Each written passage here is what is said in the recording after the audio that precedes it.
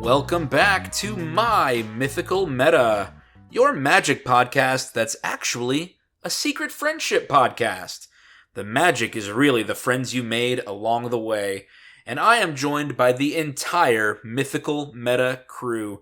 I've got all of the Metapods with me, just hardening, just flexing all of their muscles. We're just all sitting in our rooms, just shirtless, flexing, nonstop. I've got my brother Benjamin.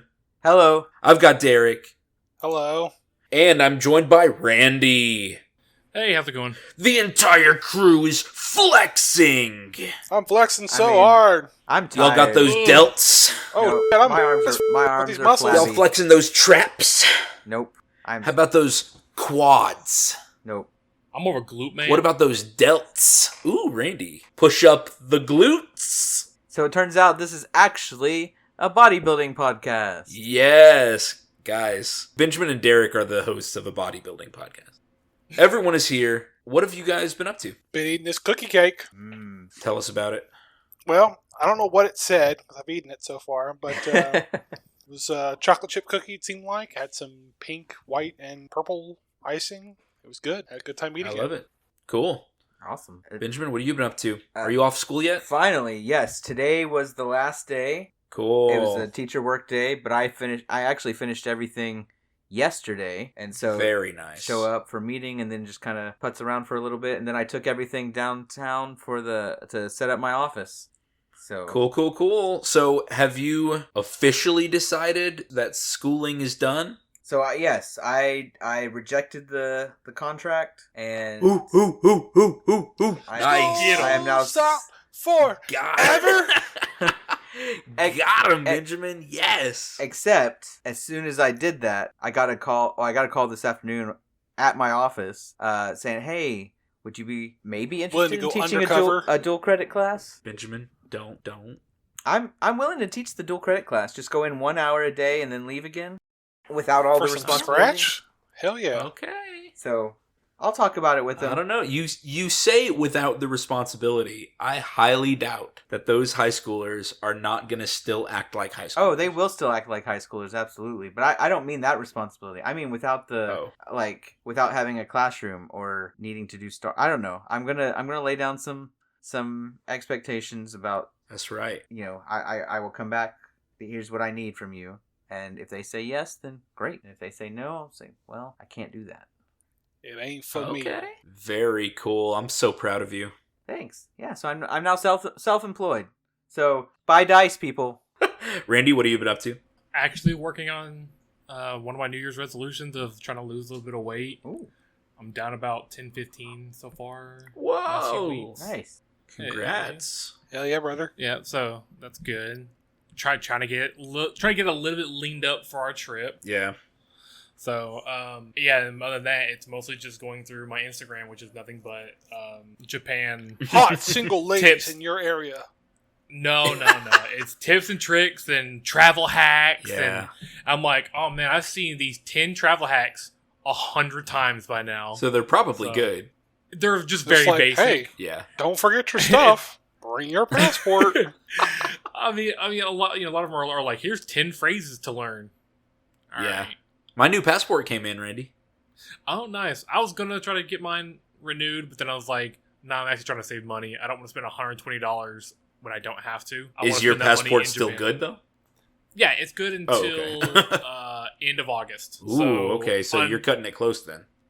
I mean, we're leaving August 2nd. Yeah, but if y'all get delayed for any reason.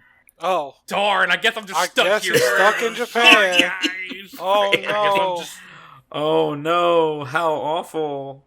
Oh, no. I'll send for Nikki and my cats. Oh, my God. Well, yeah, mine came in, and the picture is just top of my head and then beard. And it goes all the way out of frame. Oh, my God. Who took like one of those Walgreens photos? Yeah. And that's how they did it? Yeah. No, it's required to be a certain size.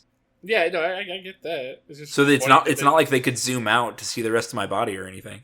Yeah. But it's It's just nose up to a bald head and then beard all the way down.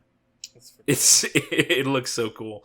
Guys, I went to a birthday party at Chuck E. Cheese today. Ooh. Noon on a Thursday. What is going on? Yeah, it was First off, awesome. I didn't know they still had Chuck E. Cheese's. Oh, yeah. I was talking to Kristen, like, how in the world did the people making Chuck E. Cheese get a rat mascot approved? Man, They probably I had watched rats in their one kitchen. video. Let's make a pizza place, and our mascot is going to be a rat. Who approved that? Just a rat smoking a cigarette. It's like Disney. No, dude. I literally, maybe a month ago, when I was driving home, listened to some, 25-minute video on YouTube talking about, the history of Chuck E. Cheese and Really? how things... Yeah, and it was kind of interesting. It talked about how, initially Chuck E. Cheese, it was meant... I mean, it was still, a family kind of place, but it wasn't, arcade. It was, Chuck E. Cheese was, an insult comic. Oh, interesting. There would be an actual person, I think, doing, a bit. Okay, that's kind of funny. Yeah, and so he was supposed to be kind of rude and crude, but it was competing with another food chain that had another animatronic thing. I want to say it was something, I can't remember what it was called, but I'll see if I can find the video, because it was Okay, oddly very interesting. Well, at Chuck E. Cheese now, it's just a giant LED plasma TV or whatever, and Chuck is a Muppet now. Oh, okay. Yeah. Which I think is a better move than the creepy animatronic band. And then a real Chucky did come out for the singing happy birthday part. But you could tell it was just a sad employee in an outfit. Yeah, you hate to see it. You could tell by their body language. As an adult, you're like, I'm so sorry, dude. I know. God, I'm so sorry. As they were leaving to go backstage, I was like, thank you for everything you did today. Hey, I got a spliff. You want to split it with me?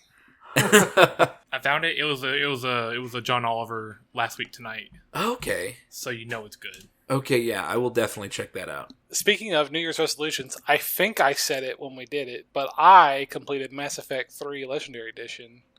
Ooh. Nice. I did Good the whole job, Derek. trilogy. Finished it, I think, on Saturday or Sunday, and I enjoyed the DLC Citadel so much that I immediately jumped into another playthrough. Woohoo, very cool. Got a sickness. All right, well, welcome back, everyone. This week we are going to give a shout out to Becky. Hey, Becky. Becky! Thank you so much, Becky, for your contribution. Thank you for your loyal patronage. If you want to be a patron, you can join our Patreon at patreon.com/mymythicalmeta. What are some perks? Benjamin, start us off. If you become a patron, you can get 20% off at eldoradogaming.com, where we are getting new dice updated regularly, and you can always level up your gaming experience by becoming a patron. Just one order at eldoradogaming.com pays for your Patreon subscription. With that 20% off code, you mean? Yes. Yeah. Cool. Randy, what's another perk? Randy, sleep at the wheel. Early and ad-free... No, I just didn't have the thing pulled up. Early and ad-free content. That's right. Patrons get all of our content a few days early. When we get ads, the patrons will never know, because all of their content has been ad-free and will stay ad-free all along.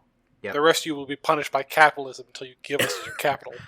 That's right. The rest of you will see Nissan ads start popping up out of nowhere. It's Hyundai-a-thon! The rest of you will be like, Blue Apron, the best meal plan I've ever seen.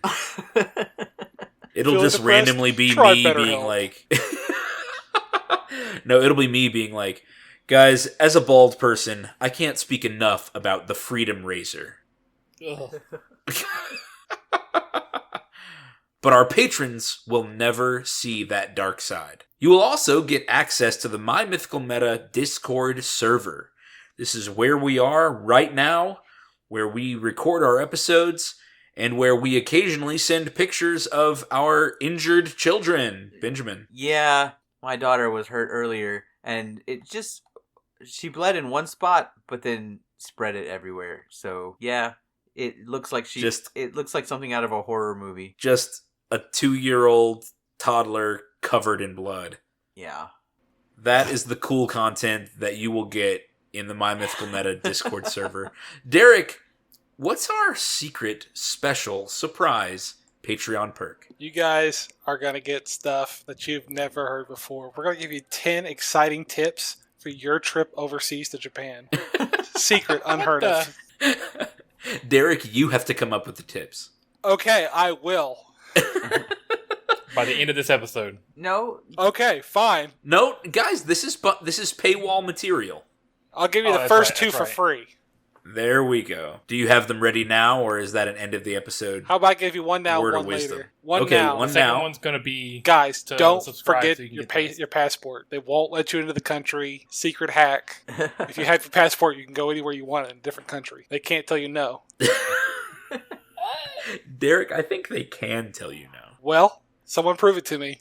I'm going to be really sad when I get to Japan and they're like, we don't know what your face looks like from this photo. Just imagine the hair.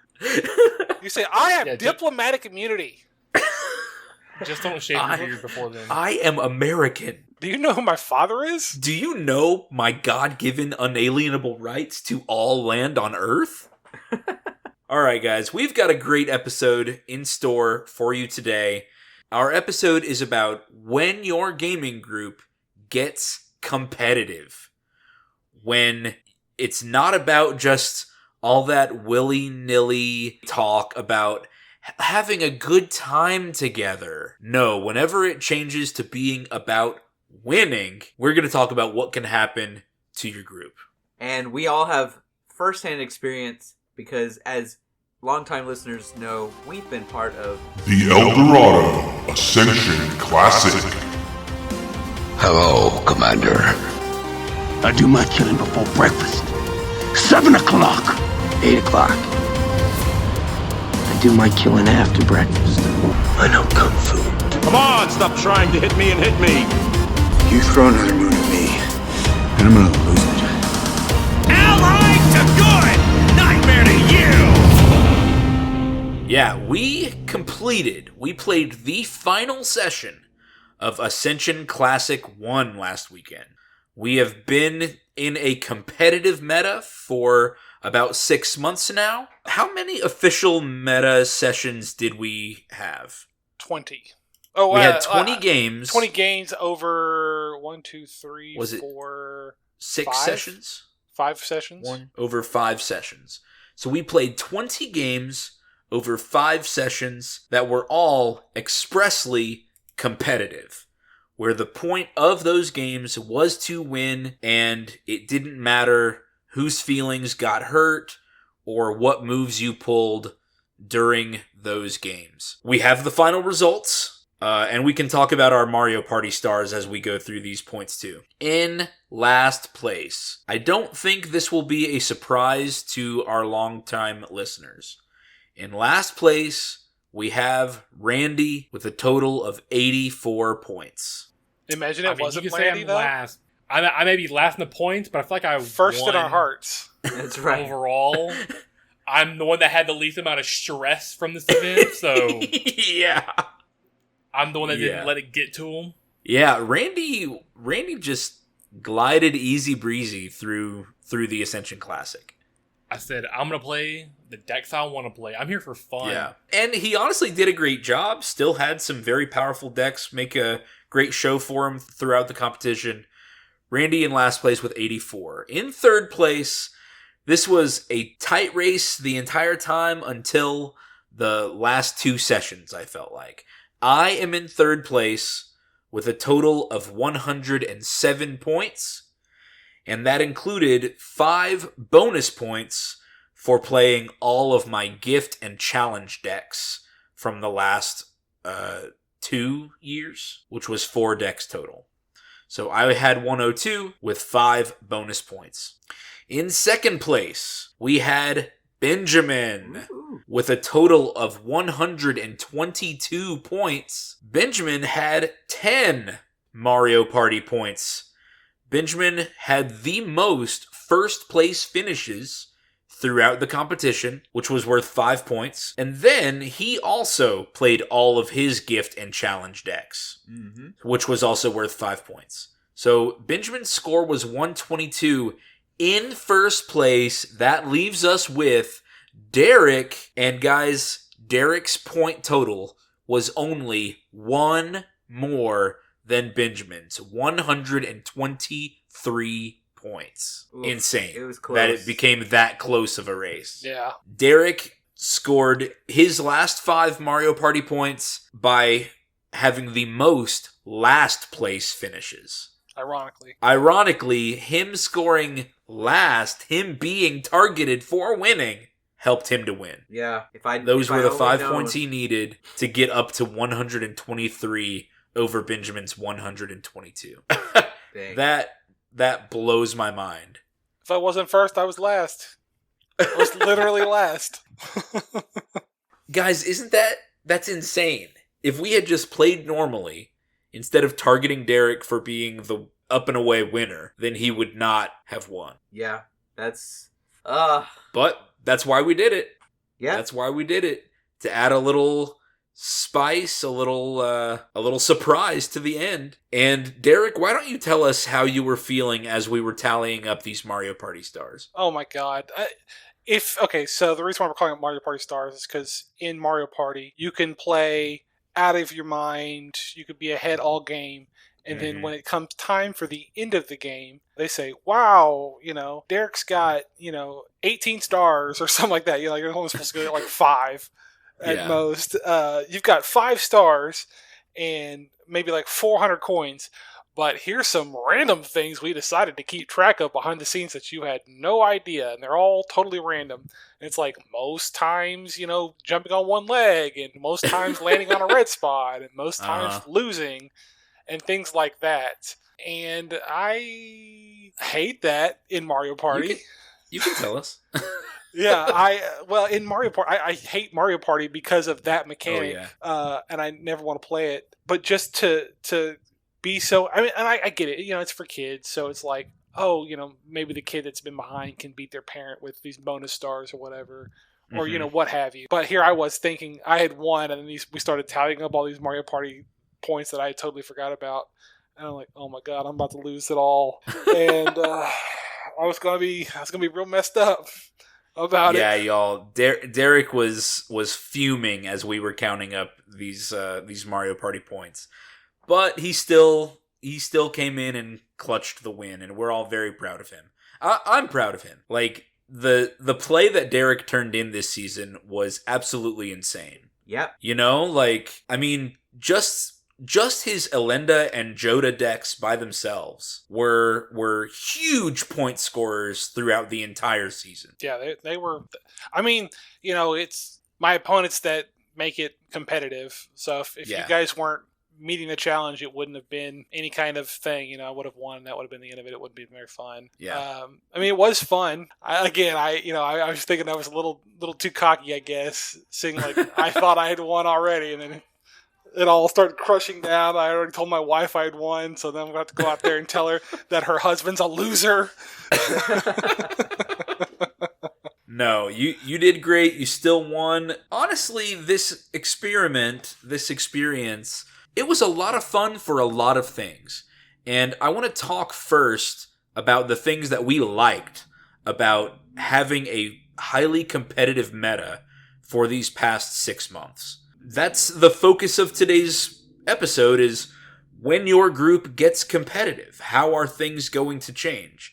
And we're going to talk about the things we liked about being in a competitive meta first, and then we'll switch and talk about the complications and the changes that it made us go through. So let's talk about the things that we liked first. Benjamin, start us off. What's something you liked about the Ascension Classic? I liked that it gave us, with our specific point structure, an incentive to build new decks and play with new decks. And so it kind of created a forced variety. I could imagine a world where Derek played Joda and Elenda every single time we sat down, and there were some days where we get together and we only play 3 games. And if 2 out of the 3 were gonna be against Joda and Elenda, it wasn't going to be that fun. And so the fact that our point structure encouraged variety, diversity, and a chance to experience new things, it encouraged you to build new things so that you didn't have to worry necessarily if your new thing was going to win, because You at least got points for even just playing it. Yeah. Those sorts of things I liked. And so I think the lesson that can be learned from that is, if you are going to make your group competitive, make sure that the things that earn points are the things that you want happening in your great game group. You know, incentivize the things you want to happen. Yeah. As we were talking and getting ready for the episode, we were going through all of the achievements that we had listed as part of our competitive scoring structure, and we were reminding ourselves, what was this meant to encourage? Did it actually happen? Do we actually feel like it met its goal? And I certainly think that most of our achievements felt that way, especially the rewards for playing other people's decks, the rewards for playing different colors, different color combinations, the rewards for ingenuity if a deck that you built won, even though somebody else played it. I liked those achievements and the opportunity to earn them. Yeah. Derek, what's something that you enjoyed about our competitive experiment, the Ascension Classic? Yeah, I think my favorite thing was that it incentivized me to build new decks also. I think I've talked about it on other episodes or previous episodes where, like, you know, I build maybe 2 decks a year or something, you know, maybe 2 or 3 decks a year, and it would take me so long to make them. And I feel like I've made more decks for this competition alone than I have, like, at all. Or at least, you know, brewing it and then deciding, oh, I like this or I don't like this. Mm-hmm. But it's been a lot of fun to, like, hey, I'm going to surprise him. And, you know, like, I'm going to surprise him with this new deck. And, you know, we'll see how they react or whatever. Yeah. It was just a lot of fun for me. Yeah, that's cool. I mean, the new stuff that you brought, having been tailored to a competitive meta, like, I feel like, and this was one of my favorite things about this experience, was that the new decks you brought were way tuned up. Just the power level had been drastically increased, I feel like, compared to some of your older decks. Yeah. Some of the decks that you had been playing with last year. I definitely feel like I have really gotten in the groove of what a good commander deck looks like. Yeah. And or at least how to cater to my own likes and dislikes, and, like, you're like, hey, I want to play big spells, so I need to have this kind of ramp, these kind of lands, this kind of protection, that kind of stuff to make the strongest deck possible. So as the competition went on and I took first place and it just kind of stayed on top, you guys were gunning for me, and I felt like I had to really kick it into overdrive if I wanted to stay in first, which I guess is a double-edged sword there. So, I feel like I really kind of found my groove with deck building. Yeah, the few times that I made new decks over the past couple months, especially, like, even in the last month, because we just finished some of our episodes about deck building tips, I was putting y'all's recommendations and y'all's tips into effect on the decks that I was tuning up. I would go back to some of my old decks and tune them up to try to make them better than they were, because I said, if I want to play this deck in the Ascension Classic next week, I need to power it up. For example, last week I played Karametra, God of Harvests, and before I played that deck, I've probably had that deck for 2 or 3 years, but I went through it and took out some of the weaker cards and just added in more card draw. More creatures that could get more cards into my hand because of the episodes we recorded a few weeks ago, saying card draw wins games. Well, I said, 10 pieces of card draw is not enough. I got to get more. So doing stuff like that. And I saw that throughout. Just watching our group's deck building really level up and all of us get better in skill is something that I really enjoyed about being competitive these past couple months. I feel like we all just got better at playing Magic. Yeah, especially with our Takesy. no take backs, our takesy backsy rewind, whatever we're calling it. You know, we had this thing, listener, where we could do a take back or a mulligan or whatever you want to call it on any kind of misplay that we made if we took a -1 point. And we honestly didn't do that very often. It made us like, hey, you either need to really commit to the mistake or, it better be worth, changing it if you're going to lose 1 point. Right. If you're going to lose a one point's going to matter.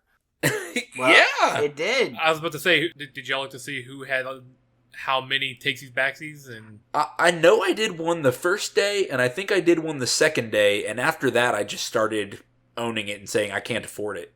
Yeah. Because the couple times that I did a takesy backsy, it wasn't worth it. I didn't earn anything, like any achievements from it, from going back to change whatever I did. So, What about you, Ben?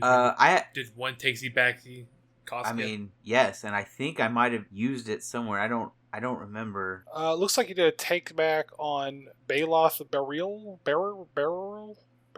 Yeah, and I don't. Your red green. Yeah, I remember the deck. I don't remember why I did the take back. But I mean, if it wouldn't have changed the outcome of that game, then that cost me. yeah, then that cost you a tie. A tie for first place. I did Youch. a take back on last time. I was playing Alinda, and I was trying to make deals with Randy to take out Travis, and Travis made it where I had to attack Randy. Like you go to my creatures, and the only choice was to attack Randy. My goblin diplomat. Yeah, so I don't know what I did to take it back, but I did do that to try to save Randy for second place. Yeah, or to kind of honor my agreement of like, hey, if you help me, I'll help you get second place or something. And I did once for Garuda. I think I messed up my triggers or something. Yeah, and needed to take something, but I don't remember what it was. It is so hard to remember exactly what a rewind was used for. Yeah. I know that I used a rewind playing Atraxa because I wanted to spend my mana better, and I went ahead and used a tutor earlier in the game. But then nothing happened, and I didn't do anything or even make any meaningful plays in that game anyway.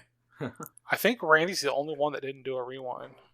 Good Oh for no, him. he did. Oh. He did one. Oh, I also had the infamous rewind playing Agnes. Yeah, when Derek was playing Aragorn. And yeah, Derek saved me when you rewound. You first did the math wrong to kill me, rewound to do the math right, and then he killed one of your creatures so that I still wasn't dead. Right. Yeah. There was the very first game we played. I played a Planeswalker into the Immortal Sun where I couldn't activate Planeswalker abilities. Oh, and that's I didn't right. have the points or whatever to do a rewind. Oh my gosh, that was crazy. But I think one of the things that this encouraged us to do is we double checked to make sure that we played our mana right or we accepted our mistakes. And I think going forward that now sometimes I think when we're playing to have fun, it'll be nice to let people take back mistakes like playing the Planeswalker into the Immortal Sun. But most of the time I think it helps to, look at your mana and tap it correctly. Look at what's on the board, and might actually help games go quicker because we're not rewinding 3 times trying to figure out the optimal play. Mm-hmm. Right. So I think I found this in general. Like before, I moved to Houston to play with y'all. I lived out in San Angelo and had a game group there, and we had there was Friday Night Magic, which was for fun. A lot of people testing out decks or whatever. But we also had Thursday Night Magic, where we played Modern competitively, and I went with those guys to Grand Prix and stuff. And the way we played on Thursdays was way different than the way we played on Fridays. And the Thursdays, it was very cutthroat, very much, no, I'm not going to let you take that back or whatever. And it does make you better. Yeah. So I think I like that about, that we decided that when we were going to be competitive, we were also going to be serious about playing the game right. And I think that has made everyone better. I do agree that I 100% agree it makes us better players. I did feel like it was starting to become like I not like bullying or anything, but just like it just felt like we're really kind of getting in the nitty gritty. Yeah. Does that make sense? Like it's a minor misplay. Like we could just if it wasn't like competitive, like just take it back. It's fine. Tap differently or whatever. And it started to feel bad a little bit for me. But also it's competitive, so I wanted to win. So I guess it didn't feel too bad. But looking outside of it from outside the competition, I'm like, I don't know. Well, I think this is a good segue. We've talked about... Before we segue, okay, right. A short word from our sponsor. This episode is brought to you by our sponsor, Dorado Gaming. Dorado Gaming is your site for gifts and gaming accessories like dice, playmats, and other items to bling out your games. This product showcase is our treasure dice. For the fledgling dice goblin and for longtime collectors, these dice come in 8 beautiful and striking color varieties. If you want to try out the weight and feel of metal dice, these are the dice for you. Use the promo code META for 10% off your order. Find us on YouTube at Eldorado Gaming TX or our home site at eldoradogaming.com. That's what it'll be like, non-patrons. That's what it'll be like. A short word from our sponsor, and then 5 damn minutes of me talking about a tractor. Pilgrim, of John Deere commercials. You ever gotten on a tractor and felt like a man? It could be anything, y'all. It could be anything. The reverend of 20 horsepower is underneath your feet. And we're back. Right. Yeah, we just finished talking about the things we liked about being in our competitive meta, and now I think this is what we really want to talk about, is the things we didn't like, and the changes that we're probably going to make in the future if we ever do it again, and what are the things that kind of gave us the ick about the Ascension Classic and being in this hyper-competitive mode for a few months? Derek, start us off. Yeah, so when you play a Commander game, you've already got 3 opponents. And in a perfect world, there is no prior knowledge of what's going on of like the previous game. Like, if you won last game, sometimes there's that kind of resentment or whatever. But imagine there's resentment over the course of 20 games. Mm-hmm. And, people know exactly how well you've done and how much you've done. So on top of 3 people already trying to make you lose, you have people hyper-focusing you the whole time. It's hard. I mean, it's hard to not get upset, not be frustrated when the deck, and to not take it personally. Yeah, when the deck you're playing is not like getting off the ground and you're still getting your teeth kicked in and undercut, your legs cut out from underneath you every chance you get. It's hard. I don't know what else to say about it. It's hard to not. No, I'm with you, and I started noticing it probably the 3rd session we played. Was like Derek had been on the top of the hill since the first session. Every time somebody had a chance for first blood, swing at Derek. Every time somebody had a chance to blow up some ramp or counter a ramp spell, counter Derek's. Or every time you have a chance to kill 1 person but not 3, well, I'm going to go after Derek if I can. Yeah. Because him getting 4th place is going to make the number of points he earns overall fewer, and the rest of us will have a better chance of catching up. Mm-hmm. So even though it may have been justified in the competitive sense about wanting to win this 6-month league, it definitely feels bad. I mean, I kind of felt bad targeting him, and obviously he felt bad being targeted over and over again. Yeah, I mean, I don't blame anyone if it's the competition, but like there are definitely more ideal plays, at least from where I'm sitting, that I guess would put someone further ahead than. Or, it would set someone further back to help you, like, I guess, move forward. But because I was ahead, like, that stuff, like, removal or whatever would be to me instead. Which I'm not trying to play victim or anything. It's I don't know. It's hard to talk about it without... Derek, being the victim got you those 5 bonus points. Yeah, I mean, it's true. Which I think was supposed to... I mean, maybe this is just like a side benefit that we hadn't thought of. Those 5 points were just going to be like pity points to the person always losing. Yeah. But it ended up being like don't bully the same person all the time because it might not matter. Yeah. And it ended up not mattering. You still ended up winning because the rest of us kind of bullied you in that way. Mm-hmm. Because we continued targeting you for always being in front. Yeah. Well, and also, if you guys didn't target me, I had been getting beat up for 20 games. I was absolutely going to take the first chance I got to beat y'all up. So, it's like you have to, or you're going to get got eventually. Yeah. So, I don't know. It's like a no-win. Yeah, it is no-win. A no-win scenario. Yeah. Somebody is going to feel bad no matter what. The person being targeted is going to feel bad for being targeted constantly, or the rest of us are going to feel bad because Derek's going to win and we didn't do anything about it. Yeah. We didn't police him like we should have because he's that good, because he is the constant threat. So, yeah, I see that. Randy, I want to make sure you have a chance to jump in here. What's something you didn't like about the Ascension Classic? So for me, the competition gets in way of the fun. Yeah. I mean, and that's why I was kind of like, I really don't want to get involved in the competition side of it. You know, like I just play to hang out with you guys. Yeah. So every single night afterwards, you know, when something would happen there at the end, it's like someone was always leaving upset. Yeah. You know, the first time it was me. Oh, I was so salty the first night after, and I even told myself, I was like, I'm not gonna let it get to me. It's like that, but it just. I don't remember what it was. Was it because we had given you those slow turn penalties? I don't remember. It could have been that. I still don't think I deserved the slow turn penalty, but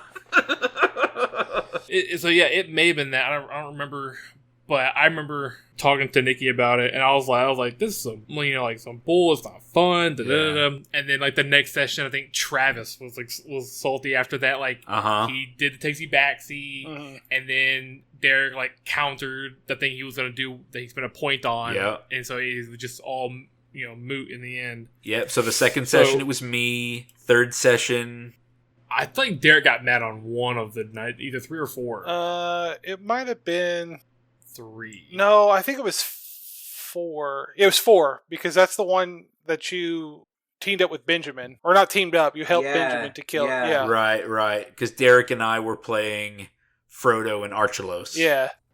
So you know, I was like, again, like afterwards, I was probably talking to Nick. I was like, I told him this would happen. Everyone's getting upset, and I told them this is what's going to happen. And you were right. You were right, Randy. But we had to go through the experiment in order to know. I get that. We had to do that for the content for all these listeners. That's right. We had to do it for the show. I get it. I do. Yeah, something that I noticed, and obviously we've talked about it, but the fun had already started to dip session 4 of us doing this. Mm-hmm. You know, because I remember us having dinner at Big City Wings and just being like, yeah, man, I have some decks I want to play, but I can't play them in the competition. Yeah. Or just like, man, Derek, I feel bad for targeting you, but I got to keep doing it for the competition. Yeah.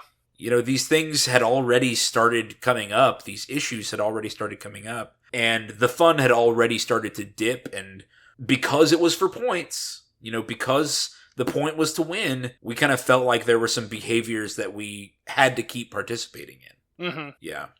I know I had new decks in mind, and I even built a few new decks, but I knew that they wouldn't win, or I knew that they wouldn't score many points. They were just going to do something wacky in the game, and I'd be throwing points away if I played those decks. So even if I had a fun deck that would do something weird, I couldn't bring it out because it's not aligned with the competitive games we were playing. Mm-hmm. Yeah. And that happened the very last session.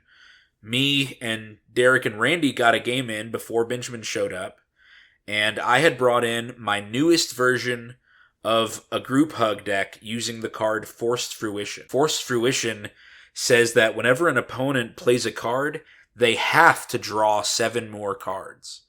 And I have been looking for a deck for 2 or 3 years to use Forced Fruition in some way in order to win. Now, obviously, giving my opponents lots and lots of cards, card draw wins games. That's going to give them so many options that they are likely to win. And so I finally had this newest idea where I wanted to make my opponent's decks disappear. And I ended up winning. I finally did it. It was fun to play, too. I know. It was crazy to play.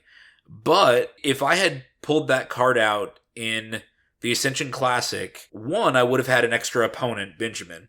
But 2, I'm giving my opponents lots of answers, and to play in the most competitive way, well, they're just going to knock me out as fast as they can.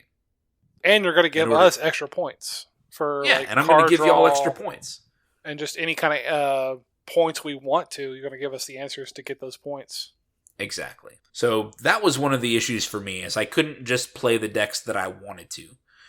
You know, even the bonus points that we were getting for playing different color combinations. I had decks of repeat color combinations that I wanted to play, but felt like I couldn't because I was going to miss out on points for that. Yeah. And before any listener thinks that, oh, well, this is just because of the way you scored, or this is unique to Magic and not other formats. No, this is in any game that has a competitive scene, if you get involved in that competitive scene, you probably know about the tier list or what is considered competitive and what's not considered competitive or whatever. And your fun, dirtily deck or your fun play strategy or whatever is going to be your army in Warhammer that runs all big major characters and no grunts. Yeah, or your non-min-maxed character in an RPG if you're playing high power level. Yeah. Those things are discouraged to the point of you will lose and not be able to continue playing because you didn't bring the most competitive version of whatever you were doing. And I think a lot of our recent episodes, or actually I guess a lot of our middle episodes, you go back a little bit, I've talked about how I've depowered some of my decks to make for a more fun experience. Or not even necessarily depowered, but I'll say I changed my playstyle and deck building strategies somewhat so that they weren't as oppressive. I wasn't always the archenemy, things like that. Well, that came back to bite me in the Ascension Classic, where I wasn't playing a lot of discard. I wasn't playing a lot of board wipes.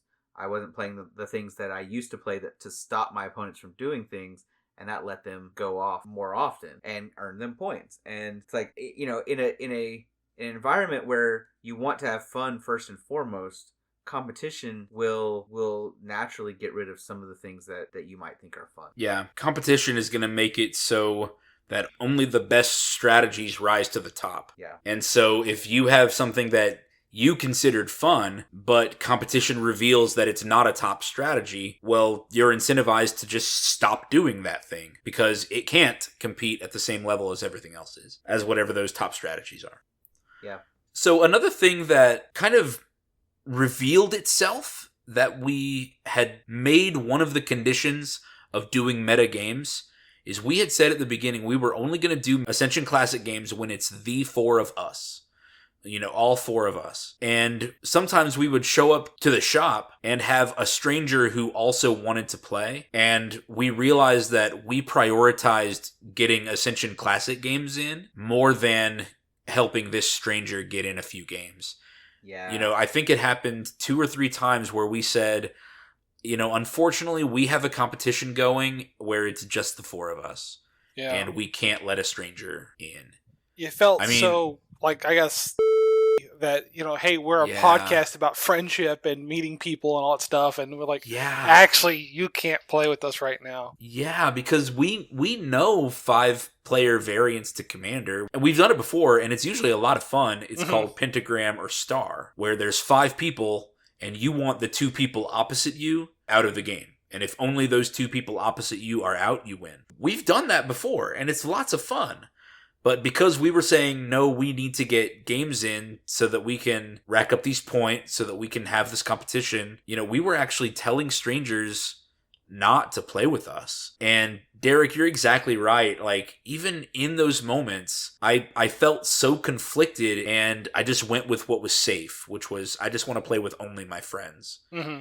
Instead of giving that stranger an opportunity to play with us. Yeah. And or monsters. I know, I felt so icky for doing that. And it's not something that feels good. I wish if we could go back in time, I wish that we'd have just said, hey, we'll do 1 or 2 games, or we'll do 1 game of Star with you, but we have to get some meta games in later. So after that one, some kind of compromise where we could have done both. Or we just say, well, the Ascension Classic has to wait because we met a stranger today. Yeah. Yeah, I mean, looking back now that it's over, it's like, what did 1 game mean, Yeah.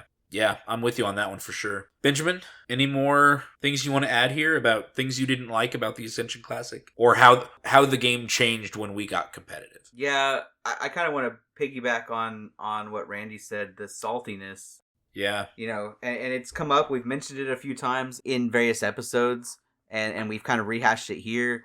But man, it wasn't, how would you describe it? The way that being competitive meant that you were always trying to do the optimal play rather than the fun play. And it also meant that sometimes you were willing to do something that would hurt somebody. That would hurt somebody, yeah. And not hurt, it not in any serious sense. Like, it was an optimal play, and if you had done it without points in the line, they probably wouldn't have been that salty. right? So it's kind of on both sides. But that's just it. Like, competition introduces salt. And I think this is something, if everyone agrees, if it's a meta built on, trying to sharpen your competitive edge, like that Thursday night Modern League that I was part of, right? Where everyone expected high-level pros. And pros. Who practice together. Yeah. Like there's a room for that sort of thing. So it's not... I'm not saying that there's no competitive environment, but when you're hanging out with friends, when your first goal is fun and interaction and relationship, competition really it creates a scenario where it's possible to drain some of those things. The salt was the biggest thing for me. Like I don't mind competitiveness, and I noticed that when y'all were talking about people getting salty, it usually wasn't me. Mm-hmm. I hope, but yeah, that's true.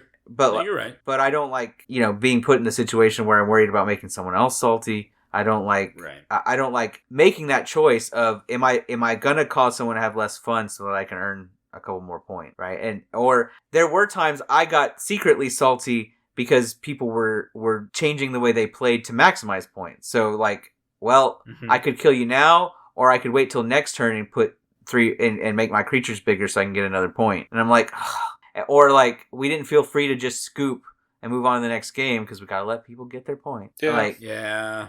Like those sorts of things where, the way all the games were played were changed in the interest of competition. And so that did sap the fun. Because we're a group built for fun, and a lot of our decks are built for fun. And so we didn't start with this competitive mindset. So when we said, "Ooh, let's add prizes," suddenly, like, we approached these 5 sessions differently, but our group wasn't really different. Our dynamics weren't different. And so it might feel bad to do something that didn't match what we were built on. Yeah.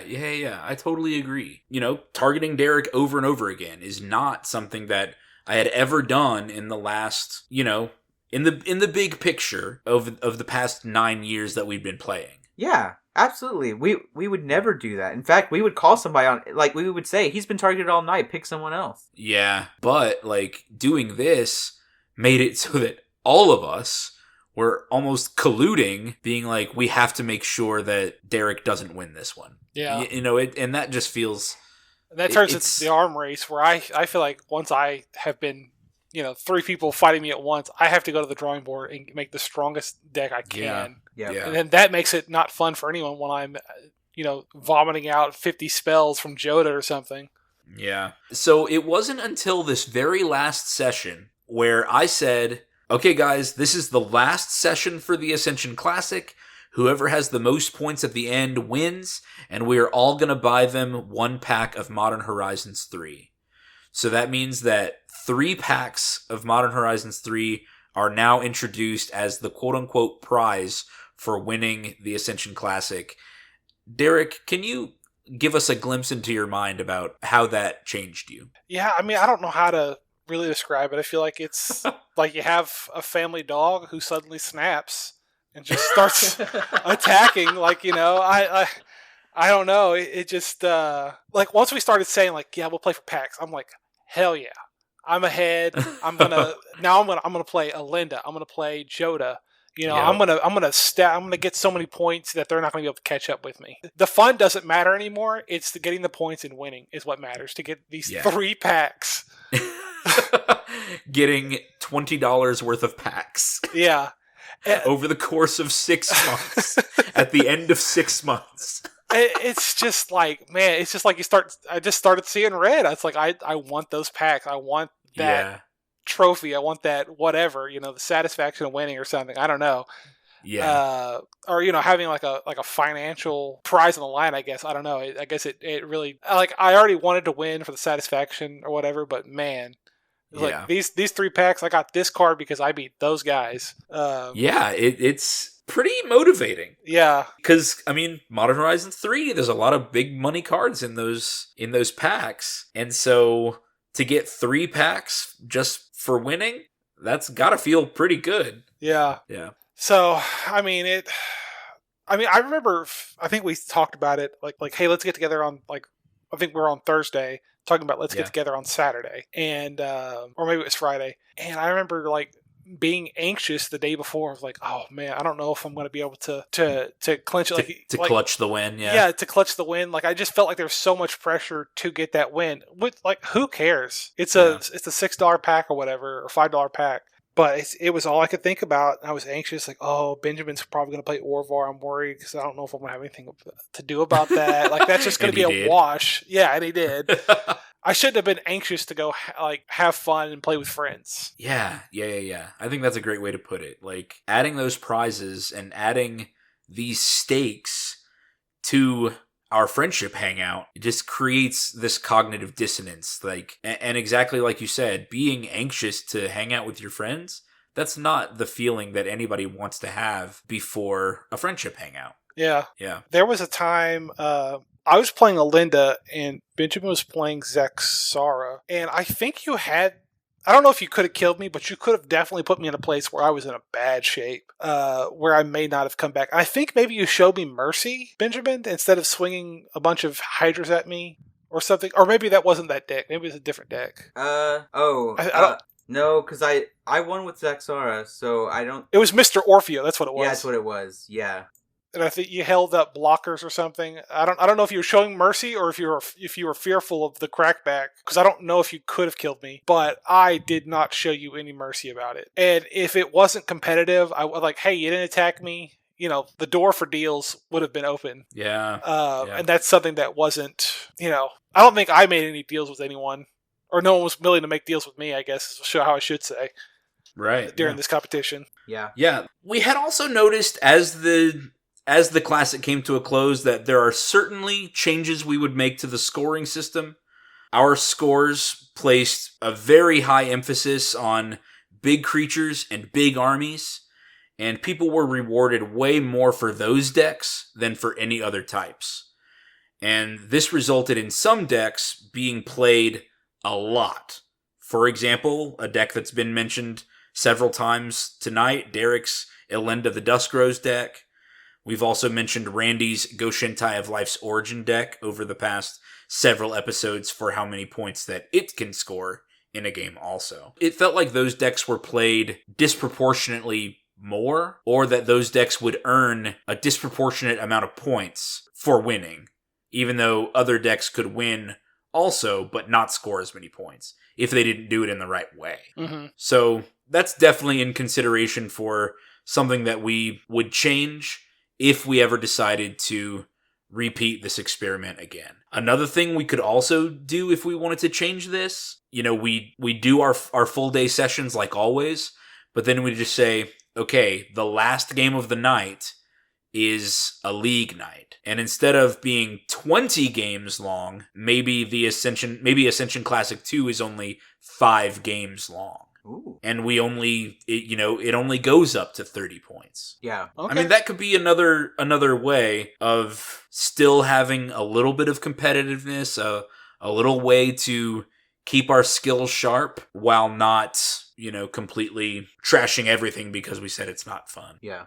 I don't know. Or maybe it's our first game of the day. That way we don't leave salty. I don't know. That's something we can talk about later. Something to think about, yeah. But anyway, so let's do some summarizing. Things we liked about the Ascension Classic. We became better players, and we became better deck builders, and our skills were definitely sharpened, which I think is going to be the case in any competitive environment that you join. Whether it's Warhammer or poker or X-Wing or I don't know, Pokemon, Yu-Gi-Oh!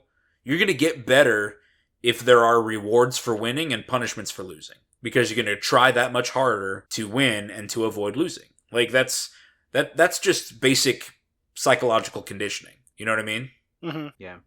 If there's rewards for winning and punishments for losing, then you're going to become better and you're going to win more. But if the purpose of your meetings, if the purpose of your hanging out is for social fulfillment and enjoyment and fun, then we noticed that this hyper-competitive meta changed and interfered with some of those goals. Anything else you guys want to add? Recording your games alters things. Like, once people know what stats are happening, what decks are being played, that kind of stuff, The observation changes things. Once we started recording our wins, recording our losses, and I mean, obviously our points and stuff like that, but it just gave me brainworms. Yeah, like it just gets in your brain to see like, oh my god, Derek earned 12 points in one game, or Derek earned 15 points in one game, and I would just think to myself, that's unacceptable.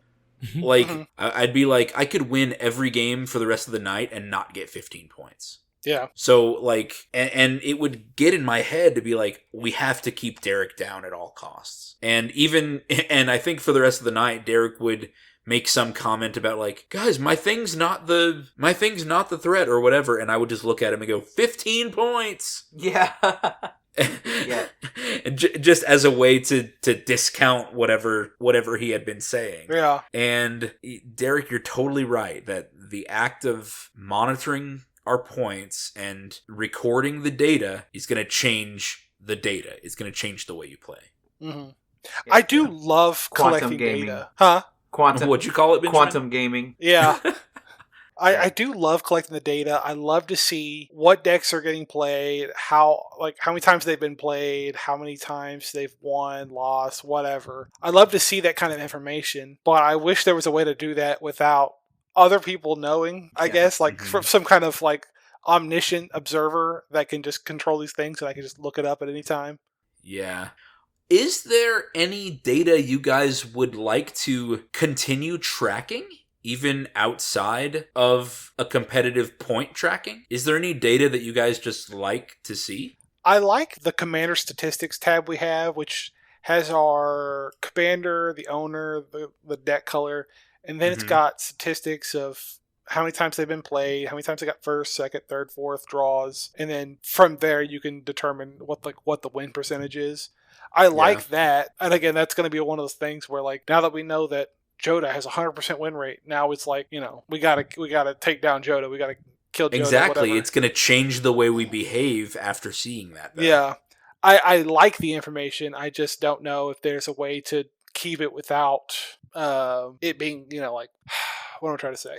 It feels like it's impossible to track the data without it then affecting future data. Yeah. Randy, you've been kind of quiet this episode. Do you have any final thoughts about the Ascension Classic wrap-up or what competition does to a friend group? I mean, I think the competition can be healthy, and there's nothing wrong with competition. Like I said, for me, it's not about competing as it is much about hanging out. So, I mean, like, I'll do another Ascension if y'all want to.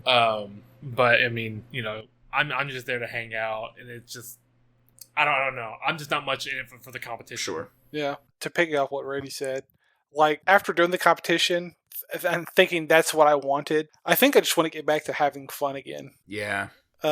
Just having, like I'm going to go hang out with 3 of my best friends and we're going to play some games. And this is one of my favorite hobbies. And it's, we always have a really good time together. I want to, not that I'm against, playing another season of, the Ascension Classic. I just miss the fun we used to have. Yeah. Aw.